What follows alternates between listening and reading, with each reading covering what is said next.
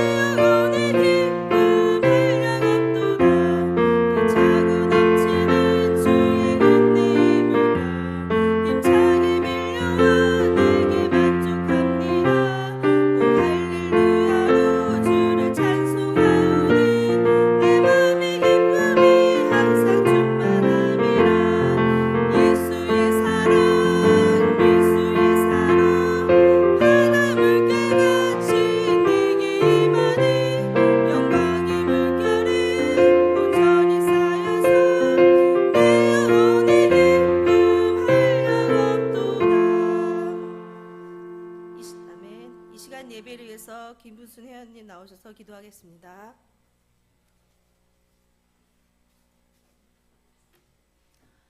다 같이 한 마음으로 기도하겠습니다.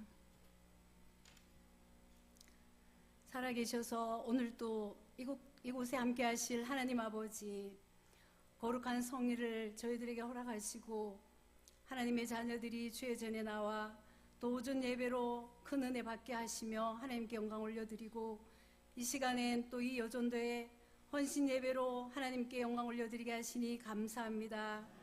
날마다 주님의 말씀을 받지만 하나님의 마음을 시원케 해드리는 삶을 살지 못하고 가끔씩 이리저리 흔들리며 주저앉을 때도 참으로 많습니다.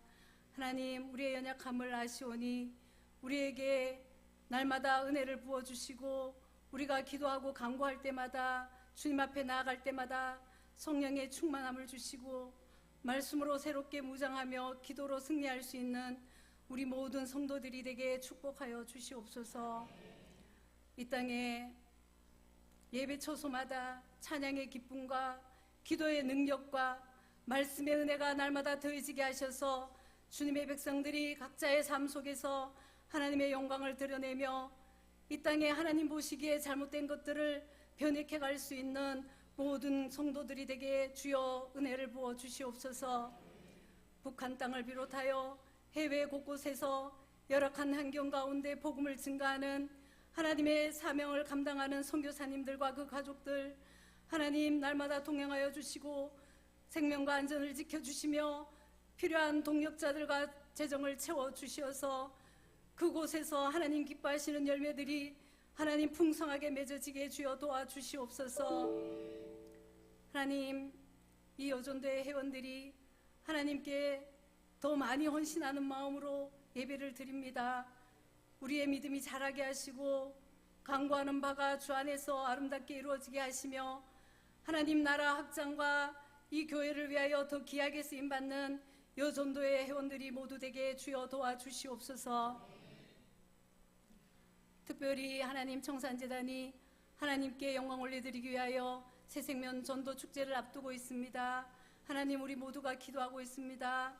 마음에 품고 기도하는 태신자들과 또한 이전에 나왔다가 하나님 낙심한 자들의 심령을 열어주시고, 무엇보다도 저희들의 입술을 주장하여 주셔서 저희들에게 하나님의 전을 소개하고 주님을 아버지 하나님 증거할 때 우리 입술을 강하게 붙들어 주시옵소서. 저들이 주의 전에 나와 말씀 들을 수 있는 기회를 주시고 하나님의 마음을, 하나님을 만날 수 있는 은혜를 부어 주시옵소서. 하나님, 이 시간에 또 말씀 전해 주실 강사 목사님을 보내주셔서 감사합니다. 하나님께서 성령의 두루마리를 입혀주시고 예배하신 말씀, 기도로 준비하신 말씀이 우리의 심령에 은혜의 담비로 채워주시옵소서. 하나님, 오늘도 하나님 이 자리에 연로하신 어르신들, 성도님들 오전부터 지금 이 시간까지 육신의 연약함이 있지만은 하나님을 사랑하는 마음으로, 사모하는 마음으로 이 자리에 나와 계십니다. 주님, 연약한 우리 성도님들의 몸을 만져주시옵시고 강건하게 붙들어 주시며 하나님께서 예배하신 은혜로 더 충만하게 채워주시옵시고 건강을 지켜보아여 주시옵소서. 오늘도 살아계셔서 우리의 마음과 생각을 지키시고 우리에게 특별하게 하나님을 사랑하는 하나님의 자녀된 특권을 주시고 또한 하나님 영원한 천국을 소망할 수 있는 예수님의 이름으로 기도드립니다. 아멘.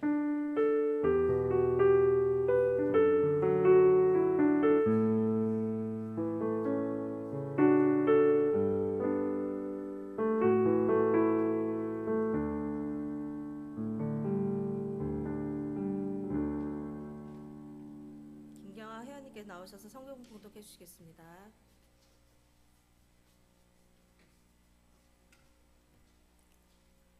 오늘 우리에게 주신 성경 말씀은 요한복음 4장 19절에서 24절 말씀입니다. 신약 148쪽에 있습니다. 요한복음 4장 19절에서 24절 말씀입니다. 다 찾으신 줄 알고 봉독해 드리겠습니다. 하나님의 말씀을 경청하시기 바랍니다. 여자가 이르되 주여, 내가 보니 선지자로소이다. 우리 조상들은 이 산에서 예배하였는데 당신들의 말은 예배할 곳이 예루살렘에 있다 하더이다. 예수께서 이르시되 여자여, 내 말을 믿으라. 이 산에서도 말고 예루살렘에서도 말고 너희가 아버지께 예배할 때가 이르리라. 너희는 알지 못하는 것을 예배하고 우리는 아는 것을 예배하노니 이는 구원이 유대인에게서 남이니라. 아버지께 참되게 예배하는 자들은 영과 진리로 예배할 때가 오나니 곧 이때라. 아버지께서는 자기에게 이렇게 예배하는 자들을 찾으시느니라. 하나님은 영이시니 예배하는 자가 영과 진리로 예배할지니라. 아멘.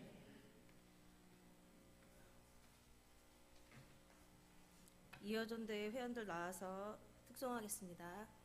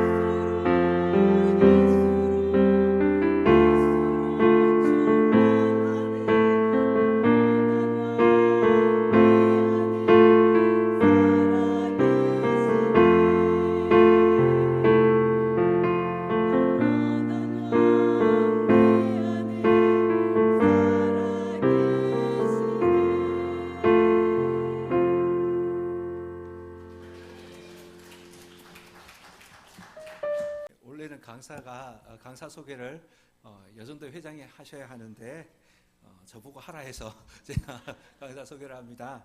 우리 강사 목사님은 최상도 목사님이고 원래 우리 대한예수교 장로회 통합 측 우리 교단 사무총장으로 선임되셨습니다. 아주 바쁘신 분입니다. 이게 교회 오기가 쉽지 않은데 친구 교회 방문했습니다. 제 고향 교회 친구이기도 하고 또 우리 같이 중고등부 신앙생활 했는데 그 남자 친구가 13명인데 그 중에 목회자가 2명이 나왔습니다. 그래서 오늘 우리 최상도 목사님 나오셔서 하나님의 말씀 전거해 주실 때 수가성 여인이라는 제목으로 하나님의 말씀 전거해 주실 때 큰 은혜 받으시기를 바랍니다. 나오실 때 우리 할렐루야로 한번 환영하겠습니다. 할렐루야.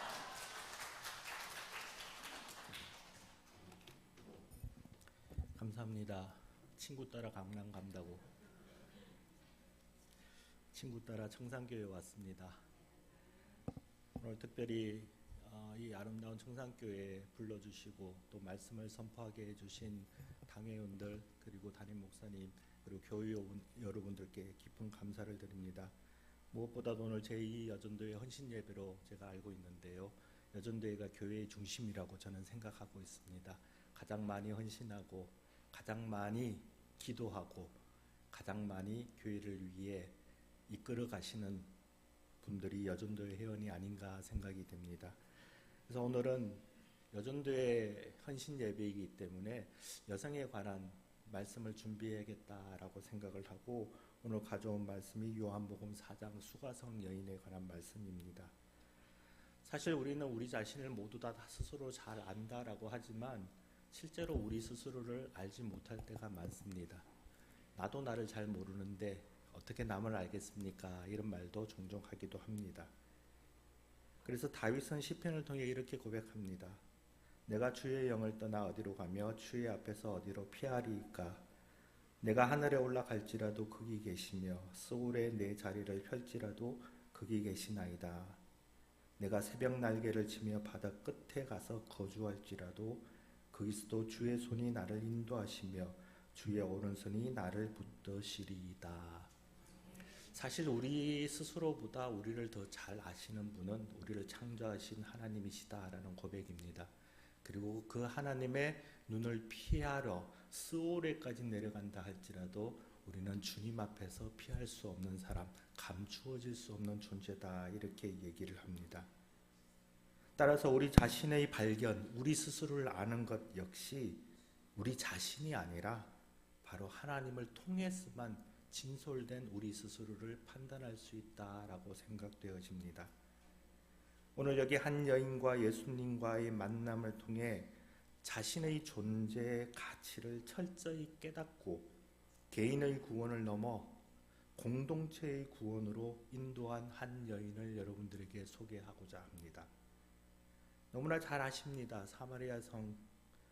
사마리아의 수가성의 야곱의 우물에서의 예수님을 만난 한 여인, 아마 교회를 오랫동안 다녔었던 분, 특별히 우리 장로님, 안장로님 5대째 신앙이라고 제가 아까 들었는데요. 5대째쯤 되면 이제 저희 얘기가 나오면 무슨 소리 하겠구나 이제 아실 정도가 되실 겁니다.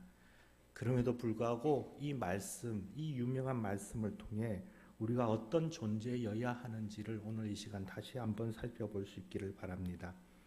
저는 이 4장 1절부터 꽤 긴 이야기입니다. 4장 전체 42절까지 사실을 다 읽었으면 좋겠는데 오늘은 예배에 관한 핵심적인 부분만을 읽었습니다. 그러나 오늘 말씀은 전체 이 수가성의 여인이 등장하는 요한복음 4장 1절부터 바로 42절까지 이야기를 전체 줄거리로 말씀을 살펴보고자 합니다. 이 이야기는 제가 생각하기에는 크게 둘로 나뉠 수가 있습니다. 첫 번째는 예수님과 이 여인이 대화하는 장면입니다. 4장 7절부터 26절까지죠. 그리고 이 대화하는 부분은 다시 둘로 나뉠 수 있는데 여인이 예수님과 대화할 때 일신상의 대화를 하는 장면이 나옵니다. 4장 7절부터 19절까지의 말씀입니다. 그리고 그 일신상의 대화를 통해 여인이 예수님께 예배에 관한 질문으로 이어지는 장면으로 나누어질 수 있습니다. 4장 20절에서 26절까지이죠. 그리고 그 이후에 예수님과 대화 이후에 여인의 행동이 곧바로 달라짐을 우리는 발견할 수 있습니다. 결론으로 말씀드리지만 여인은 스스로 예수님을 만나 자신의 존재 가치의 본질을 깨달은 이후에 내가 구원받았구나 멈추지 않았습니다. 곧바로 자기가 속한 공동체로 뛰어갔습니다. 그리고 그 공동체에 예수에 관해서 증거하는 장면으로 나누어집니다. 이러한 부분들을 우리는 오늘 조금 더 구체적으로 성경을 들여다보며 살펴보고자 합니다. 우선 여인과 예수님의 만남의 시작점이 어디 있냐라는 것입니다. 누구를 통해 여인은 예수를 만나고 있느냐라는 거예요. 여인이 예수를 찾지 않았습니다. 만남의 시작은 예수님으로부터 이루어집니다. 어떤 대화였습니까? 물을 좀 달라. 예수님이 먼저 말을 걸었어요. 절대로 여인이 예수님이 그 우물가에 있는 예수님에게 여인이 먼저 말 걸지 않았습니다. 철저하게 그리스도 예수로부터 초청받은 자만이 우리 스스로가 누구인지를 깨달을 수 있게 된다라는 그 믿음의 시작이 우리 스스로가 아니라 예수 그리스도에게 있다라는 사실을 물을 좀 달라라고 하는 이 한마디로 우리에게 명백히 증거하고 있습니다. 그래서 예수님의 요청에 의해서 이 여인은 대화가 이루어지고 예수님과의 만남이 시작됩니다. 만남의 시작은 예수 그리스도를 통해진다는 것이 분명해집니다. 어쩌면 예수님과의 동문서답 가운데 이 여인은 자신의 본질을 깨닫게 되었다 말씀드릴 수 있습니다. 조금 더 구체적으로 살펴보십시다. 여인은 예수와의 대화와 만남을 통해 자신이 누구인지를, 무엇을 해야 하는 존재인지를 어떻게 발견했는지를 보게 됩니다. 여인이 자기 자신을 발견하는 순서가 보입니다. 이 내용을 본문을 통해서 살펴봅니다. 첫째, 여인은 굉장히 분노하는 여인으로 그려져 있습니다. 9절입니다. 한번 볼까요? 사마리아 여자가 이르되 당신은 유대인으로서 어찌하여 사마리아 여자인 나에게 물을 달라 하나이까 하니 이는 유대인이 사마리아인과 상종치 아니함이로다. 우물가에 물을 길어온 어떤 사람에게 내가 목마른데 물을 좀 달라라고 하는 것은 굉장히 자연스러운 대화가 아니겠습니까? 아닌가 봐요. 저는 자연스럽다라고 생각합니다. 내가 목마른데 누군가 물을 길어왔어요. 나는 아무것도 없잖아요. 바구니도 없고 물을 넣는 이 두레박도 없고 한데 물을 길어온 여자에게 물 좀 달라라고 하는 것은 자연스러운 대화입니다. 아무도 어색하지 않습니다. 그런데 그 물을 달라고 하는 이 말에 반응하는 이 여인의 반응은 굉장히 놀랍습니다. 너가 왜 나한테 물을 달라 하느냐 질문합니다. 왜 이렇게 질문할 수밖에 없을까요? 물을 달라라고 하면 평소에 마음의 안정, 이너 피스라고 마음의 안정이 있으면은 물을 달라고 하는 그 사람에게, 나그네에게 물을 한 컵 떠주는 것 그렇게 어렵지 않은 행위일 것입니다. 그런데 여인은 화를 냈습니다. 네가 뭔데 나한테 물 달라고 그래? 심지어 너는 유대인이고 나는 사마리아인데 우리는 서로 상종하면 안 되는 사이 아니냐? 이렇게 대묻고 있는 것입니다. 실제로 물을 달라고 하면 화내 있는 일은 거의 없습니다. 그러나 여인은 화를 냅니다. 왜냐하면 여인의 마음속에 평안이 없었기 때문으로 저는 읽어냅니다. 여인은 너무나 오랫동안 분노를 품고 싸운 사람입니다. 우리식으로 표현하면 한이 많은 사람이라는 것이죠. 이 한이 목에까지 차 있어 입을 열면 언제든지 쏟아져 나올 정도로 한이, 분노가 가득 찼기 때문에 너무나 자연스럽게 물을 달라고 하는 이 예수에게 너가 왜 나에게 물을 달라 하냐 묻고 있는 것으로 보입니다. 상대가 무슨 잘못을 해서가 아닙니다. 자신의 가슴 속에 쌓인 화 때문에 주체를 하지 못합니다. 우리는 그런 경험하지 않습니까? 내가 화가 가득한데 어디 풀 데가 없습니다. 오늘 누구 한 명이라도 만나봐. 그렇죠? 심지어 운전하다가 한 명이라도 오늘 들어와봐. 끝장을 보겠어. 이게 바로 이 여인의 마음이었습니다. 여기에는 체계적으로 구조적으로 민족적 차별이 있었습니다. 유대인들은 700년 전부터 사마리아 사람을 사람 취급하지 않았습니다. 혈통이 섞여서 순혈이 아니라라고 얘기했습니다. 솔로몬의 아들 르호보암 시대에 이스라엘이 남북으로 갈랐으면서 200년 이상 대결 상태를 지속하다가 이방 군대 아수르가 쳐들어와 북쪽 이스라엘을 포로로 잡혀가고 아수르 사람들을 사마리아로 강제로 이주시켜 그들이 뒤에 남은 이스라엘 사람과 결혼해서 혼혈, 피를 섞어 그 사람이 순혈의 메시아의 피가 되지 못하도록 정책적 정치를 그 이유로 사마리아와 유대인은 민족적인 갈등이 있었던 것입니다. 그래서 유대인들은 이방인의 피가 섞였다고 사마리아인을 철저히 무시했습니다. 이런 민족적이고 구조적인 차별이 사마리아에 존재하고 있었고 그 여인은 이 구조적 차별 속에 어쩔 수 없이 가질 수 있는 분노성이 쌓인 여인이었다 말씀드릴 수 있습니다. 이것은 우리의 공동체적 분노라고 한다면요, 이제는 개인적인 분노입니다. 오늘의 주인공은 남자가 아니에요. 여자입니다. 여성입니다. 여기서 한번 질문해 볼게요. 혹시 여기 계시는 우리 장로님들, 남성 성도님들 밤에 지나가다가 혹시 두려움을 느낀 적 있습니까? 누가 나를 때릴까 봐. 없으시죠? 택시를 타고 가는데 골목골목 돌아 내 집 앞까지 태워달라라고 거기서 내려달라라고 얘기하는데 부담을 가지신 적이 있습니까? 없으실 거예요. 너무나 당연하다 이 생각하실 겁니다. 근데 우리 여성 성도님께 묻습니다. 혹시나 밤에 가다가 뒤에서 나를 누가 해치지 않을까 두려워한 적 있으십니까? 있으시죠. 택시를 타도 내가 목적지 내 바로 앞 집 앞에까지 가고 싶은데 골목골목 돌아가야 하기 때문에 기사가 화낼까 봐 그러지 못하고 큰 길가에 내려야만 했던 적이 여러분들 경험 속에 있었을 겁니다. 여성이 아무리 설명을 해도 남성인 제가 이해하지 못하는 여성의 아픔이 있습니다. 저는 굉장히 집안일을 열심히 하려고 합니다. 설거지도 하고요, 빨래도 하고요. 그런데 그게 저는 돕는 일입니다. 제 아내는 그걸 자기의 일이라고 생각합니다. 여성과 남성의 이 차이, 그 가운데에서 이 오늘 말씀에 등장하는 여인으로 등장한다라는 것이 우리에게 주는 그 분노와 한이 어떻게 맺혀져 있는지를 가장 먼저 얘기해 주고 있습니다.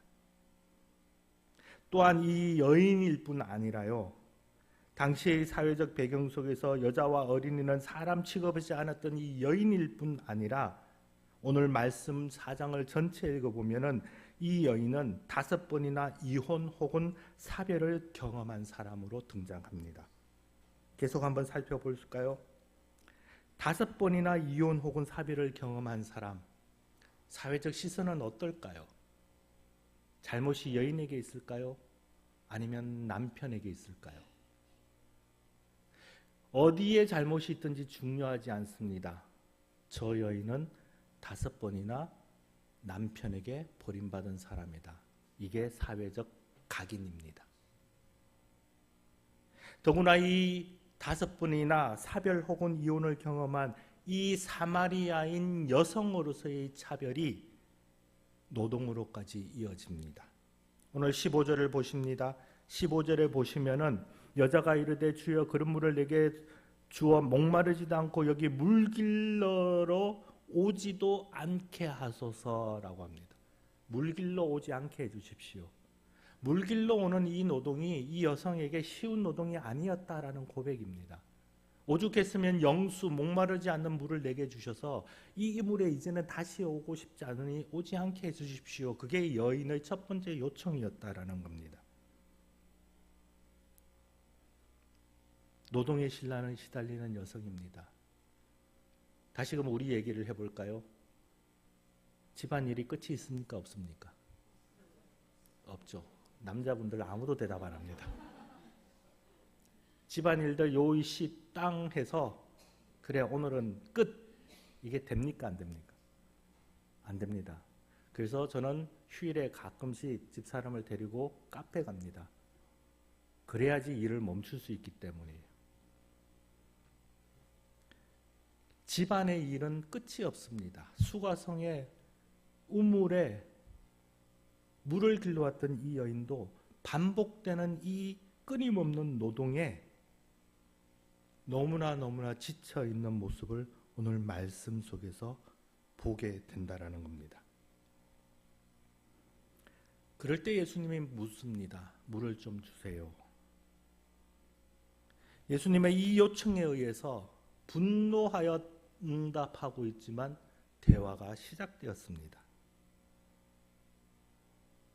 그리고 이 대화 속에 여인은 비로소 자신이 누구인지를 깨닫게 되었습니다. 물을 달라, 늘 목마르다. 노동에 시달리고 사회적 편견에 시달리고 여성이기 때문에 당할 수밖에 없는 그 차별 속에서 물을 달라라고 하는 예수님의 이 말씀으로 시작된 대화 속에서 여인은 철저하게 자신을 깨닫게 된다라는 사실입니다. 일상이 다람쥐 쳇바퀴 돌듯 희망과 소망이 없는 절망의 삶에서 이제 무엇을 해야 하는지를 깨닫게 되는 것이 물을 달라라고 하는 예수님의 대화로부터 시작된다라는 것입니다. 말씀드렸듯이 이혼녀 생애 5번의 만남과 헤어짐을 경험했으며 현재 6번째 만남 가운데 있으나 그 만남은 아무런 의미 없는 만남일 뿐이라고 고백하는 이 여인의 가슴 아픈 한이 물을 달라라고 하는 예수님의 말로 풀이가 됩니다. 이 6번의 만남을 통해 그녀는 행복해지거나 풍요로워지기보다 삶이 피폐해졌으며 오히려 삶의 포기자로 서게 한 6번의 인간적인 만남이었습니다. 이 여인의 내면에는 6번이나 되는 남자들과 맺었던 또는 맺고 있는 관계와 거기서 받은 상처와 거기서 나오는 피고름과 거기서 나오는 분노와 한이 가득 차 있었기에 그것을 먼저 청소하지 않고서는 막힌 샘줄기가 솟구칠 수가 없었습니다. 이 여인은 5번의 남자와 헤어졌고 이제 6번째 남자도 남편이 아닌 남자로 한많은 여인으로 이 한이 물을 달라라고 하는 예수님의 말로 풀려나간다라는 것입니다. 여인은 분노하여 예수님의 물을 달라 하는 목소리에 대답했지만 그 대화 속에서 말씀드린 대로 자신을 발견합니다. 일신상의 대화를 통해 여인은 예수가 선지자임을 고백합니다. 그리고 궁금했던 점을 질문합니다. 자, 예수님이 선지자입니다. 궁금했던 점이 있습니다. 여러분들은 어떤 걸 가장 먼저 물으시겠습니까?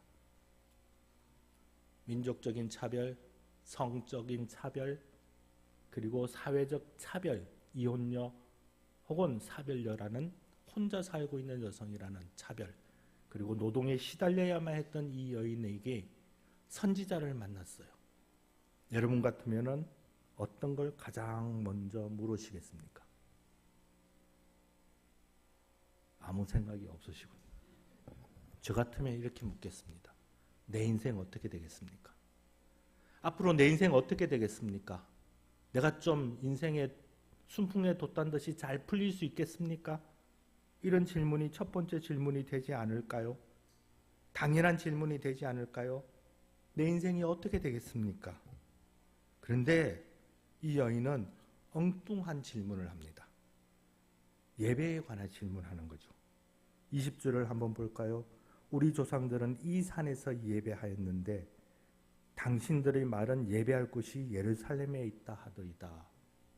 내 인생 어떻게 되겠습니까? 라는 질문이 아니라 분노담에 선지자로 인정한 이 예수님에게 묻는 질문이 예배 어떻게 해야 합니까? 묻습니다. 너무나 엉뚱한 질문이었습니다.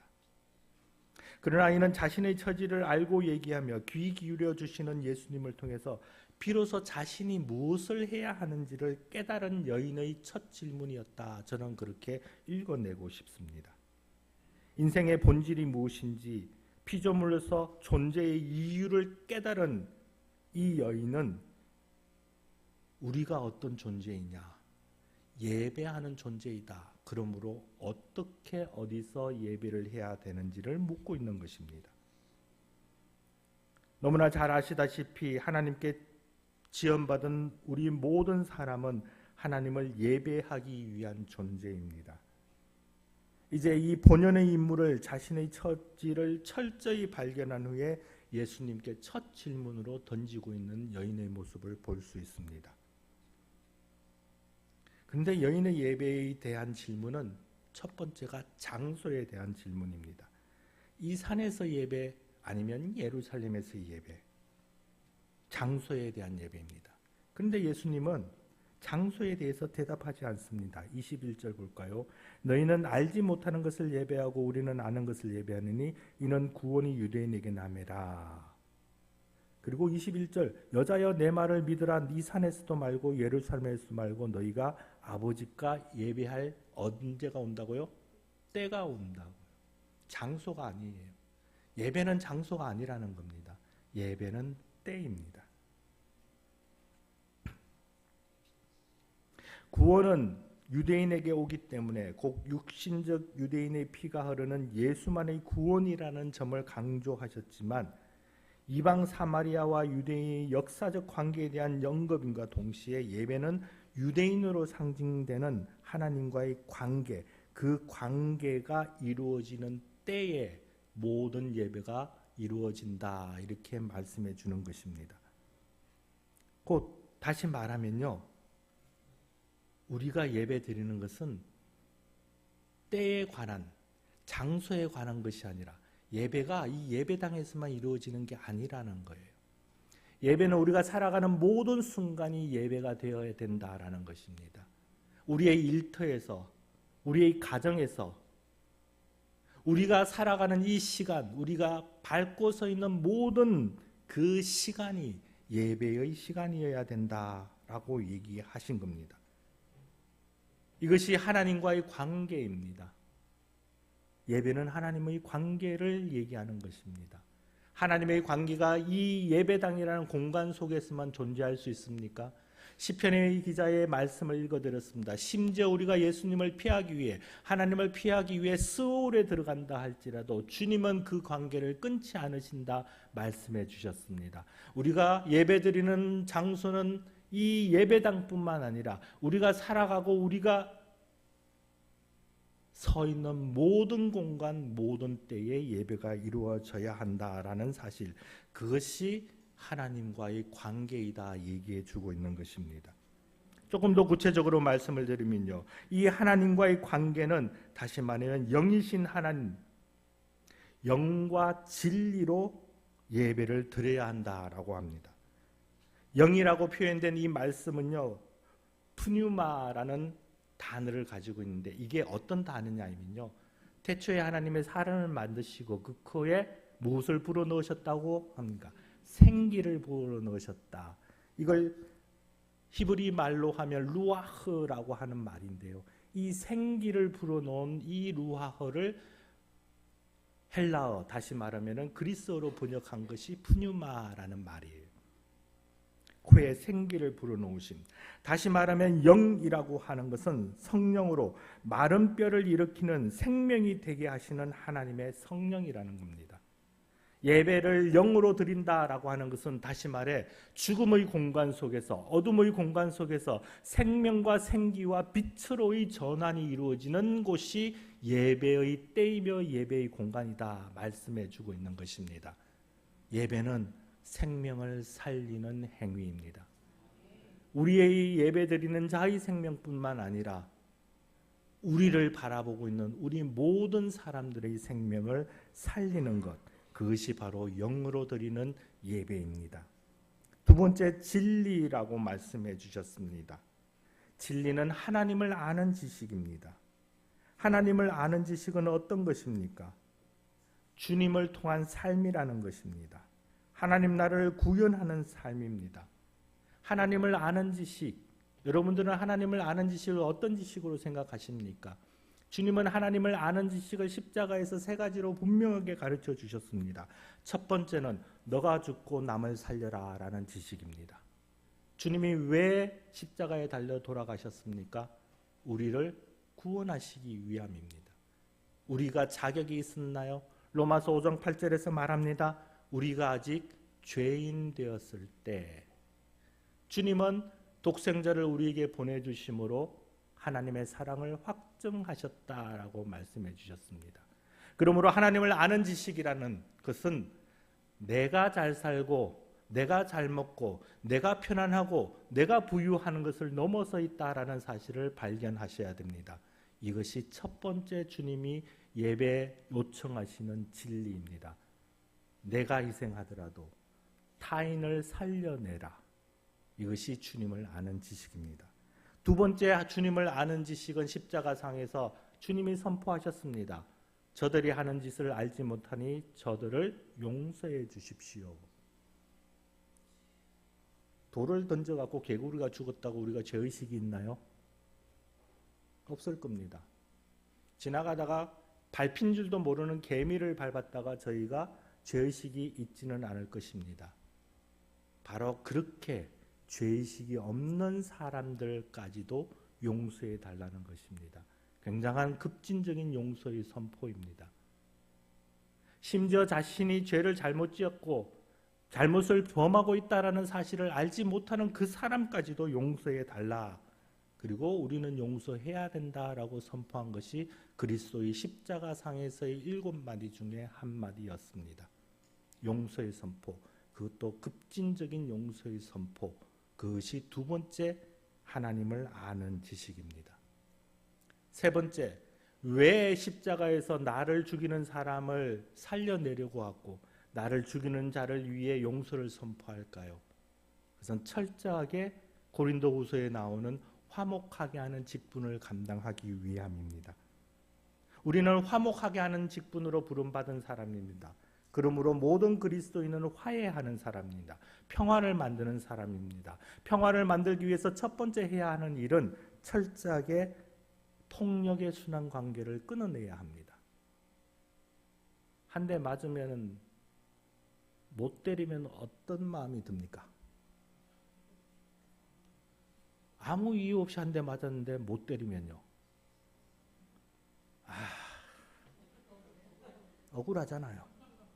마음에 어떤 마음이 듭니까? 내가 언젠가는 한 대 때려줘야지. 한 대 딱 맞았는데 즉각 반응해서 한 대를 딱 되돌려줬어요. 이걸 우리는 우리 사회에서 뭐라고 그러신지 압니까? 공정, 평등이라고 합니다. 한 대 딱 맞았는데 이거 봐, 일로 와. 2대, 3대 아주 반 죽여놔요. 그러고 싶잖아요. 억울하게 맞았으니. 그런데 이걸 우리 사회에서는 뭐라고 얘기하는지 아십니까? 성공이라고 얘기합니다. 능력이 그만큼 더해지니까요. 한 대 맞았는데 한 대 못 때리는 사람을 우리는 바보라고 합니다. 무능력. 한 대 맞은 것을 그대로 돌려주는 걸 공정 혹은 평등으로 교육합니다. 한 대 맞았는데 그 이상의 것을 되돌려주는 것을 우리는 능력자 혹은 성공이라고 얘기합니다. 그러나 폭력의 순환은 그런 방식으로 작동합니다. 한 대 맞으면 언젠가 때려줘야지 이런 마음이 듭니다. 이 폭력의 순환 관계를 유일하게 끊는 방법은 무엇이냐면 맞고 기도하고 참고 뭉개어 그들을 다시 때리지 않는 영적인 훈련을 할 때만 우리는 비로소 그 폭력의 순환 관계를 끊어낼 수 있는 것입니다. 폭력은 늘 더 큰 폭력으로 생산되기 때문입니다. 그래서 아이 싸움이 부모 싸움 되고 부모 싸움이 마을 싸움이 되고 마을 싸움이 결국에는 전쟁이 된다라고 하지 않습니까? 그 순환 관계를 끊어내는 유일한 방식이 폭력을 중단하는 것입니다. 그렇게 함으로써 화해가 이루어집니다. 평화가 이루어집니다. 예수를 아는 하나님을 아는 세 번째 지식이 바로 이 폭력의 순환 관계를 끊고 화해하는 사람, 평화로 부름받는 사람이 우리다. 그것을 가지고 예배하고 예배를 통하여 그 사실을 끊임없이 되뇌는 것이 바로 오늘 여인이 예수님께 받은 말입니다. 영과 진리로 예배할 때가 오나니. 살리는 예배여야 합니다. 살아나는 예배여야 합니다. 남을 희생시키는 것이 아니라 나를 희생하여 남을 살려내는 것이어야 합니다. 내가 억울한 일을 당한다 할지라도 용서를 선포할 수 있는 예배여야 합니다. 그렇게 해서 하나님이 말씀하신 상함도 해함도 없는 하나님의 지식을 온 땅에 퍼뜨리는, 물이 바다 덮음같이 퍼뜨리는 진리의 예배가 되어야 한다라는 사실입니다. 이것이 주님이 말씀하시는 여인에게 가르쳐 주신 예배입니다. 그것이 예배당이라고 하는 이 공간에 한정되지 않는다라는 것입니다. 그것이 우리가 살아가고 있는 모든 순간에 이루어져야 할 예배라는 것입니다. 이렇게 예배에 관해서 예배 드리는 자가 어떤 예배를 드려야 하는지를 본질적으로 깨달은 이 여인이 이제 됐어. 그래, 끝. 그러면은 어떻게 될까요? 다시 우리식으로 표현하면 나는 구원을 받아서 그래, 끝. 이러면은 될까요, 안 될까요? 그러면 우리 모두 구원파입니다. 구원받은 우리가 먼저 부름을 받았다라고 하는 것은 무엇을 위함입니까? 오늘 여인은 28절을 보실까요? 여자가 물동이를 버려두고 동네로 들어가서 사람들에게 이르러 말씀하십니다. 무엇을 버렸습니까? 물동이를 버렸습니다. 여인 이전의 삶과의 단절을 의미합니다. 분노에 차 있고 노동에 시달리고 사회적 그리고 역사적 차별을 가지고 있는 이 물동이 때문에 한이 끝까지 목에 끝까지 찼던 이 여인의 과거, 예전의 자신의 모습을 버리는 행위가 바로 물동이를 버려두고라는 말로 표현되어 있습니다. 한마는 여인의 이전 삶과의 단절을 의미하며, 다시 말하면 예수와의 대화 속에서 자신을 발견한 여인은 예수 그리스도를 깨닫게 되었고, 이전의 삶 속에서 누리지 못한 기쁨과 벅참, 그리고 이 사실을 마을에 들어가 알리기 시작했다라는 것입니다. 주체할 수 없는 이 평안함, 주체할 수 없는 이 기쁨, 주님이 나에게 예배하는 시간을 주셨다라는 사실에 주체할 수 없어 이 사실을 물동이를 버려두고 마을로 들어가 알리기 시작했습니다. 이 장면이 너무나 중요한 장면입니다. 개인의 구원에서 공동체의 구원으로 확산되는 장면입니다. 요한복음 1장 13절 39절에 의하면 예수님이 요한의 제자들의 질문한 것에 대해서, 그리고 1장 46절에 빌립이 나다엘을 향하여 이렇게 말합니다. 와보라. 와보라. 동네에 들어가 물동이를 버려두곤 이 여인이 와보라라고 얘기합니다. 복음회로의 초대입니다. 구원회로의 초대입니다. 한 여인의 증언을 통해 예수를 믿는 이 동네를 이제는 이 동네 모두가 예수님께 나아오게 됩니다. 예수님을 경험한 이들을 통해 더 적극적으로 이들은 이제 예수님을 마을에 초대하게 되었다라는 것입니다. 마지막 장면입니다. 여인이 개인의 증언의 공동체의 예수를 경험하게 되었던 이것으로 발전한 것으로 우리의 구원은 우리에게만 머물러 있는 것이 아니라 움직여야 한다라는 것을 발견하게 됩니다. 한 기고한 인생의 여인이 예수님을 증언함으로써 예수를 알게 되고 믿게 된 동네 사람들은 예수를 직접 마을로 청하게 되었습니다. 그리고 예수님을 경험하게 됩니다. 한 여인의 증언이 공동체의 예수 경험으로 복음과 구원의 폭이 확대되었습니다. 42절 볼까요? 그 여자에게 말하되 이제 우리가 믿는 것은 내 말로 인함이 아니니 이는 우리가 친히 듣고 그가 참으로 세상의 구주신 줄 알미르라. 동네 사람 모든 사람이 예수를 친히 듣고 증언하게 되었다라는 것입니다. 수가성 사마리아 여인은 예수님의 만남을 통해 자신을 발견하게 됩니다.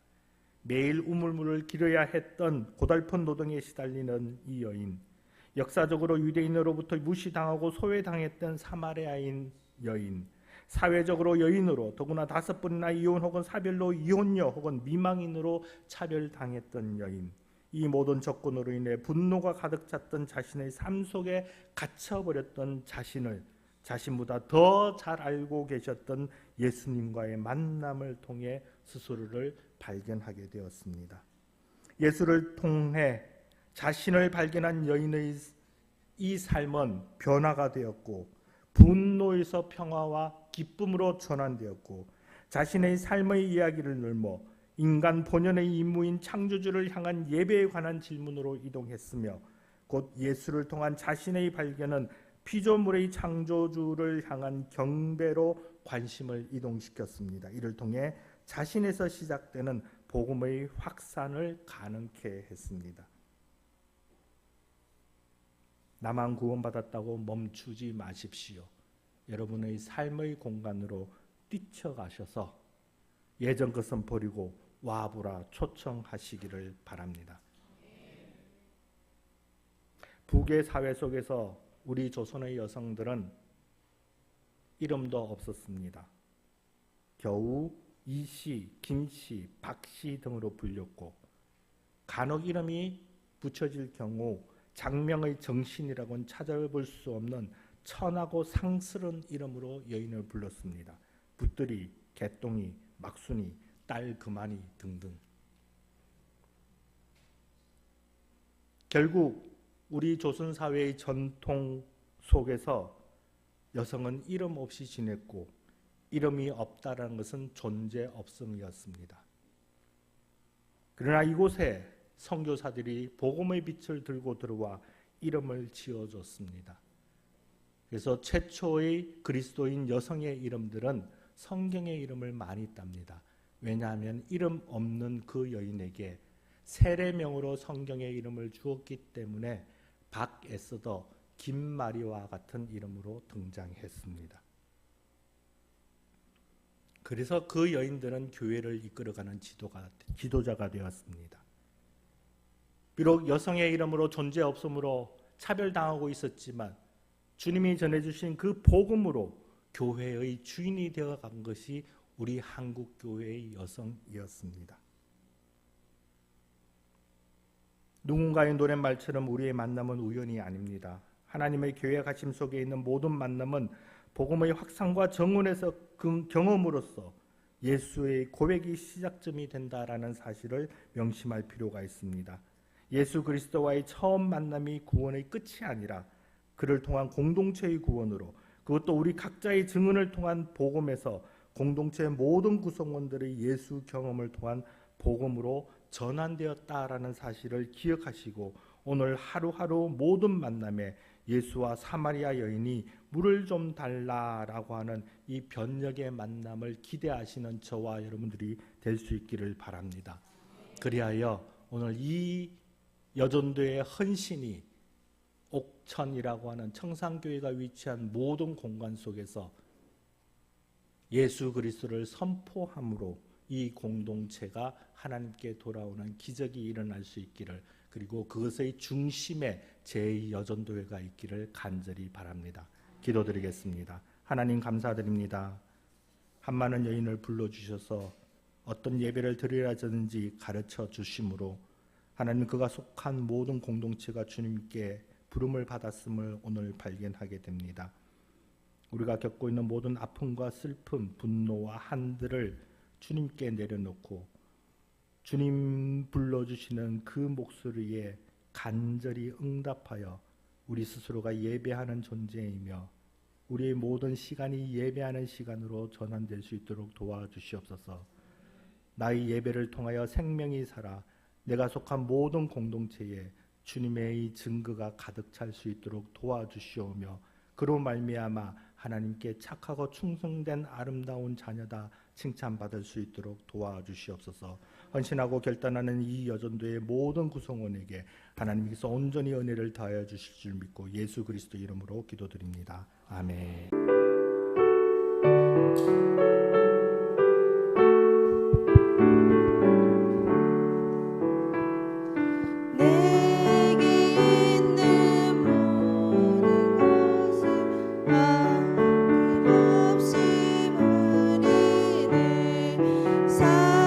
사랑하고 의지하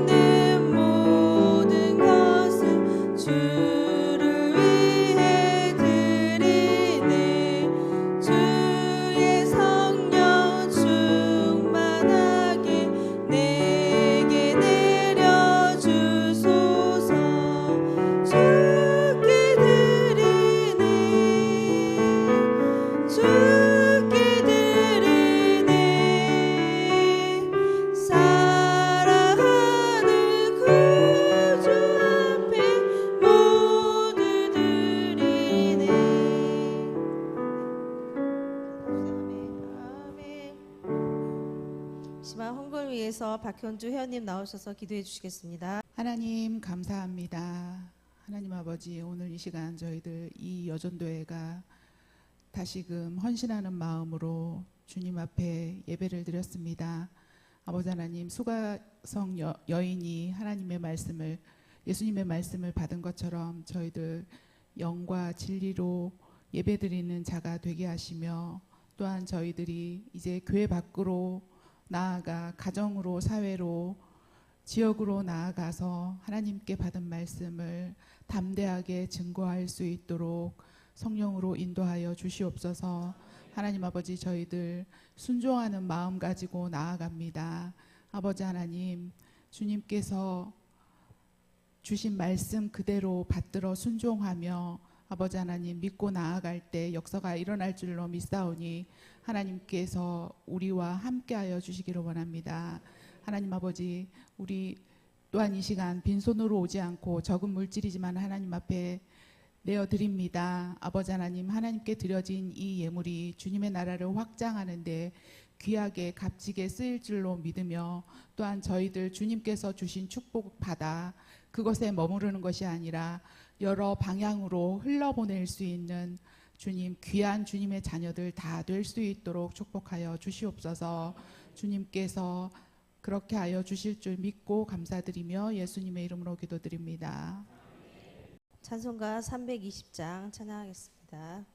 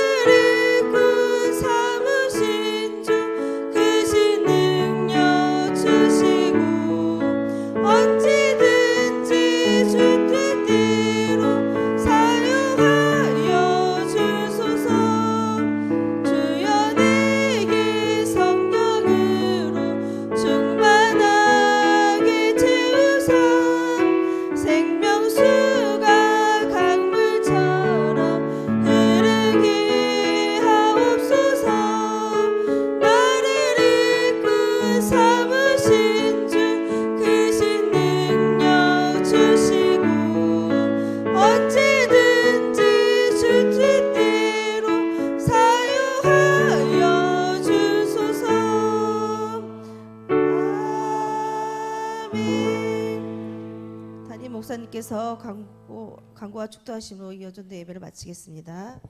귀한 말씀 전해주신 최상도 목사님께 감사하며 박수를 올리겠습니다. 네, 감사합니다.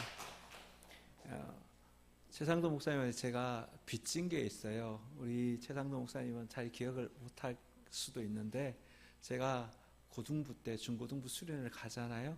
갈 때 기도를 하는데 기도가 안 되는 거예요. 집중도 안 되고. 그래서 우두커니 옆에 있는데 최상도 목사님 와서 제 손을 탁 잡고 기도를 하는데 그때 방언이 터지고 하나님의 은혜가 있는 거예요. 예. 그래서 내 구주 예수 그리스도, 나를 십자가에 지신 예수님, 죄가 고백되어지고 회개하고, 그때 거듭남의 기쁨을 그때 처음으로 누렸습니다. 우리 최 목사님 제 인가해주세요. 광고 드립니다. 여전도의 헌신 예배 은혜 가운데 잘 마치게 되면 감사합니다. 새생명 초청주일 전도 대상자 작정하셔서 밑에 가면 나눠줄 선물이 있습니다. 그래서 이런 작정하신 분들은 그 숫자 적고 나 몇 사람 가져가겠다 숫자 적고 가져가시면 되고, 작정 안 하신 분들은 그 작정서에다가 누구 전도하겠습니다 이름 쓰시고 가져가시면 됩니다. 그래서 우리가 100명을 목표로 기도하고 준비하고 있는데 그 하나님의 은혜를 구하면서 또 전도합시다. 자, 주수감사주일, 우리 다음 주 주수감사주일로 지킵니다. 특선 그리고 감사 찬양제 오후 찬양기도의 시간에 있는데 잘 준비해 주시면 감사하겠습니다. 그리고 주수감사주일 헌물 또 준비해 주셔서 하나님께 올릴 수 있기를 바랍니다. 축의 대신방 있습니다. 화요일 목요일 있습니다. 그리고 세례 문답식이 15일 토요일 있습니다. 그리고 기간총회 12월 7일까지 총회 잘 하시고 그 결과를 알려주시면 감사하겠습니다. 그리고 새생명 초천주일 행사 모임을 위해서 행사 준비를 위한 모임이 오늘 오후 4시 지하 모임에서 지하 소모임실에서 있겠습니다. 그래서 오늘 동기들이 이렇게 왔는데 제 친구들이 오늘 교회를 방문해서 친구들 잠깐만 나와주시면 제 고향교회 친구들인데 친구 목사님이 와서 설교하니까 오랜만에 모임 잡고 해서 이렇게 모임이 성사가 됐습니다. 감사합니다. 자, 축도하기 전에 우리가 같이 좀 기도하고 마쳤으면 좋겠습니다. 오늘 말씀을 기억하면서 하나님께서 예수님이 이 여인을 만나러 온 것처럼 주님, 내 삶에 찾아오신 그 예수님 내가 절대로 놓치지 않겠습니다. 붙들고 살아가겠습니다. 기도합시다.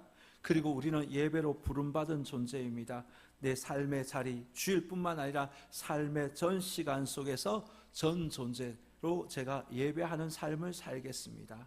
세 번째, 영과 진리로 예배 드리겠습니다. 내가 죽고 정말 살리는 삶을 살겠습니다. 용서하고 화목케 하는 직분을 감당하는 우리 모두가 되게 하여 주옵소서. 그리고 우리 최상도 목사님 이제 총회 사무총장으로 섬기고 있는데 이 대학 우리 교단 교회를 전체를 살피려면 총회장님하고 같이 움직이시고 늘 해야 하는데 영성과 지성을 변비한 목회자 되게 하여 주옵소서. 우리 한국 교회를 살리는 데 쓰임 받는 우리 사무총장님 되게 해달라고 같이 기도하고 제가 축도하고 마치겠습니다. 우리 주여 주님의 성호를 부르고 함께 기도합니다. 주여.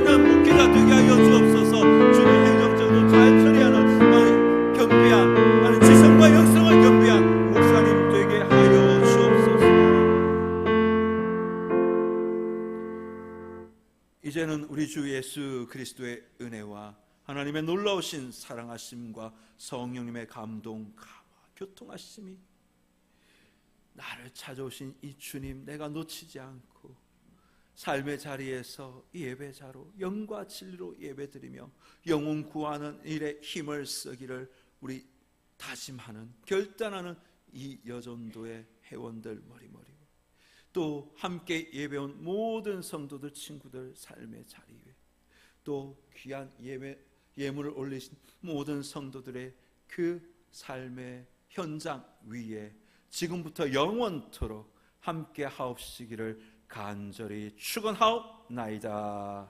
아멘.